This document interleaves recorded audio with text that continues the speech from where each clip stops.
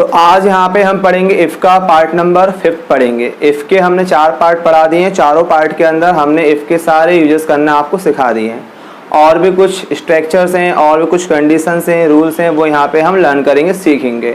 तो आज हमारे पास इफ़ का पार्ट नंबर 5 है। इसमें ये है कि दोनों जो सेंटेंस आपके पास रहेंगे उन दोनों सेंटेंस में फ्यूचर का आपको एक इंडिकेशन मिलेगी। अगर सिंपल कहूँ तो फर्स्ट सेंटेंस है वो फ्यूचर परफेक्ट का है और सेकंड वाला फ्यूचर इंडेफिनेट का है, और दोनों में एक अलग अलग फीलिंग्स है। मतलब फर्स्ट वाले में हम काफ़ी ज़्यादा अपने आप को कह रहे हैं। अगर आपको याद हो, जैसे हमने has to, have to, will have to, shall have to का यूज़ किया था। खाना खाना ही है, पढ़ना ही होगा, लिखना ही होगा। तो ऐसे यहाँ पे हम इफ़ वाले सेंटेंस का यूज़ करेंगे जहाँ पे हम समझेंगे। तो हमारे पास इफ़ का पार्ट नंबर 5 देखें यहाँ पे। तो use of if part number 5, simple rule वही है, जिस हिंदी वाक्य की शुरुआत यदि या अगर से होती है तो सबसे पहले इफ लगाते हैं। सबसे पहले इफ का यूज करेंगे जैसे आप करते थे। एवं पहले वाक्य के अंत में, मतलब जो फर्स्ट सेंटेंस होगा यदि अगर वाला, इफ वाला इंग्लिश के अंदर, हिंदी के अंदर यदि अगर वाला, अंत में खाना होगा, पीना होगा, पढ़ना होगा, जाना होगा, नहाना होगा, लिखना होगा, चलना होगा, मारना होगा, यानी कि you will have to do, वो करना ही है आपको, वहाँ पे इस काम करना ही है। तब आ जाते हैं तो पहले वाक्य में हम वुड हैव टू का यूज़ करेंगे। हमारे पास रूल्स के अंदर विल हैव टू होता है, यहाँ वुड हैव टू का यूज़ होगा। उसके साथ में वर्ब की फर्स्ट फॉर्म आएगी। तो यहाँ पर आपको फर्स्ट सेंटेंस में वुड हैव टू और आपको वर्ब की फर्स्ट फॉर्म का यूज़ करना है, क्योंकि टू का रूल ही होता है after to will have to use a verb की फर्स्ट फॉर्म। फिर हम आएंगे दूसरे वाक्य में, कुछ नहीं करेंगे। दूसरे वाक्य में भी हम लोग वुड प्लस वर्ब की फर्स्ट फॉर्म का यूज़ करेंगे, because the reason is simple that कि सेकंड सेंटेंस जो है फ्यूचर इंडेफिनेट का होगा। तो आपने पास्ट में मतलब बात की थी फ्यूचर के बारे में, तो वहाँ पे हमें विल ना लगा के, तो हमें मतलब वहाँ पे करना क्या होगा, सेकंड वाले सेंटेंस में हम विल नहीं लगाएंगे, क्या लगाएंगे, वुड लगाएंगे, क्योंकि पहले वाले में पास्ट की बात हो रही थी जो करना ही होगा। अब यहाँ पे हम सेंटेंस देखेंगे एग्जाम्पल बेस पे, अच्छे से प्रैक्टिस करेंगे। तो यहाँ पर हम आगे बढ़ेंगे। हमारे पास एग्जाम्पल नंबर देखिए, यहाँ फर्स्ट लिखा हुआ यदि लड़कियों को चुगली करनी होगी। सिंपल ध्यान दीजिए, करना, करना, करनी, करने, मतलब मेन चीज़ ये है कि आप उस चीज़ पे बहुत ज़्यादा प्रेशर डाल रहे हो कि you will have to do, आपको करना ही होगा। ठीक, चुगली करना होगा, चुगली करनी होगी, क्लियर। ऐसे हम आएंगे अगर पड़ोसी को सुलह करना होगा, मतलब आप और ज़्यादा उस चीज़ पे फोर्स कर रहे हो, यानी कि वो आपको करना ही है, मतलब बता रहा हो कि इसे हम कर सकते हैं, जो अच्छी बात हमारे लिए। सो गाइस यहाँ पे हम लोग आएंगे, ध्यान देना फर्स्ट सेंटेंस सिंपल रहेगा आपका अफर्मेटिव में। सेकंड वाले को आप चाहें तो वो इंट्रोगेटिव बन सकता है, सिंपल अफर्मेटिव भी हो सकता है, नेगेटिव भी हो सकता है, नेगेटिव प्लस इंट्रोगेटिव भी हो सकता है। तो यहाँ पर हम आएंगे यदि के लिए। तो यदि यूज हुआ इफ, सब्जेक्ट में हो गया गर्ल्स, फर्स्ट वाले में यूज करना ये देख सकते हैं। फर्स्ट वाले में हम लोग यूज करेंगे would have to plus verb की फर्स्ट फॉर्म, शॉर्टकट में कहा जाए would have to plus verb की फर्स्ट फॉर्म, और सेकंड वाले में will have to use would plus verb first form. Simple, इन दोनों सेंटेंस के अंदर वर्ब फॉर्म कौन सी आनी है, फर्स्ट ही आनी है। So guys, if girls that would have to, चुगली करना लड़कियों की हैबिट होती है। स्पीक इल ऑफ, ये पूरा वर्ड होता है चुगली करना। तो के लिए कॉमा लगाएंगे, वे करेंगी, क्या करेंगे, चुगली ही करेंगी। जब सेकंड सेंटेंस के अंदर फर्स्ट सेंटेंस की वर्ब का यूज किया जाता है तो हिंदी में दोबारा हम नहीं बोलते हैं। फर्स्ट सेंटेंस में जो वर्ब फॉर्म है सेकंड में उसका यूज करें, दोबारा हम नहीं बोलेंगे।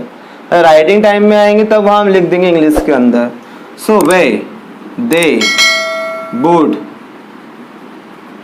सेम वर्ब रहेगी। स्पीक इल ऑफ, जब सेम कंडीशन चल रही है तब वहाँ पे आपको सेम वर्ब का यूज करना है। ऐसे आगे बढ़ेंगे, अगर पड़ोसी को सुलह करना होगा। सुलह मतलब होता है आपस में बातचीत करके जो मतभेद उसको निपटारा करना है। In English simple way compromise. तो क्या वे करेगा, क्या करेगा, सुलह ही करेगा। अगर के लिए आएंगे इफ लगाएंगे, पड़ोसी का इंग्लिश हो गया नेवर, नेवर। फिर आएंगे यहाँ पे हमारे पास हो गया वुड हैव टू, सुलह करना, सुलह करना, इंग्लिश के अंदर हो गया कॉम्प्रोमाइज। तो के लिए कोमा लगाना है, क्या वह करेगा, मतलब ये हमारा इंट्रोगेटिव है, सो वुड ही करना क्या बेटा, उसको कॉम्प्रोमाइज ही करना है, क्योंकि जो फर्स्ट सेंटेंस है उसी के बेस पे हमारा सेकंड सेंटेंस चल रहा है और हमारे पास दोनों वर्ब कैसी हैं, एक ही है। हिंदी के अंदर हम एक बार ही बोलेंगे, दोबारा हम बोलने नहीं होगा, हम डायरेक्ट हिट कर देंगे ना भाई। यदि उसे पढ़ना होगा तो पढ़ेगा, पढ़ना होगा पढ़ेगा, स्टडी स्टडी। तो भाई फर्स्ट सेंटेंस में जो वर्ब यूज की वही आपके क्या होगा सेकंड, तो वो चुगली करना वे करेंगे क्या, चुगली। सुलह करना करेगा क्या, सुलह। मतलब बात किसकी हो रही है हमारे पास बेटा, यहाँ पे एक वर्ब की जो फर्स्ट में कहाँ पर आ गई, सेकंड में। ऐसे आगे बढ़ेंगे हम, 2-3 एग्जाम्पल और देखेंगे अच्छे से रूल को समझने के लिए। अब आगे बढ़ेंगे तो यहाँ पे हम इफ के और एग्जाम्पल देखेंगे प्रैक्टिस के लिए। तो एग्जाम्पल नंबर 3 देखें आप सभी। यदि आपको काम करना होगा तो आप करेंगे, यहाँ पे बात करने के काम करने से ही हो रहा है। So if you would have to do work comma, तो के लिए यू वुड डू, खत्म। अगर आप चाहें तो यू वुड डू वर्क भी आप लिख सकते हो, वरना वर्ब फॉर्म कंप्लीट हो गई, फिनिश हो गया। After example number 4 is given, अगर उसे पास होना होगा, अगर इफ उसे ही पास होना होगा, would have to pass, comma वह पढ़ेगा, तो ही वुड स्टडी। यहाँ पे वर्ब क्या हुई, चेंजेस हो गया, पहले पास था अब अगले में स्टडी हो गया। अगर एक ही वर्ब होती वहां पे सेकंड पास लिखा जाता। 5th एग्जाम्पल, यदि उसे हमारी सहायता करना होगा तो वह नहीं हिचकिचाएगा।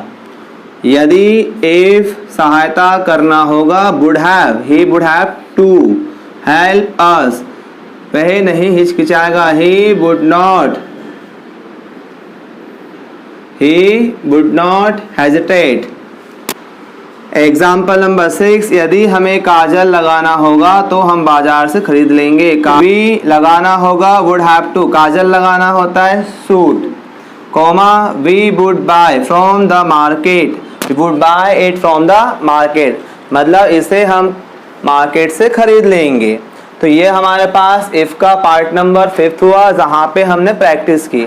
बहुत सिंपल स्ट्रक्चर्स हैं, केवल आपको फर्स्ट वाले में वुड हैव टू का यूज करना है, फर्स्ट वाले में वुड हैव टू का यूज करना वर्ब की first form, second would plus verb की फर्स्ट फॉर्म, बस दैट्स इट द ओवर, और कुछ नहीं है। सेकंड वाले में आपका नेगेटिव होगा, इंट्रो है, इंट्रो प्लस नेगेटिव है, सिंपल है। चेंजेस यदि होता है तो उसके हिसाब से आप कर सकते हैं और कोई प्रॉब्लम क्रिएट नहीं होनी है।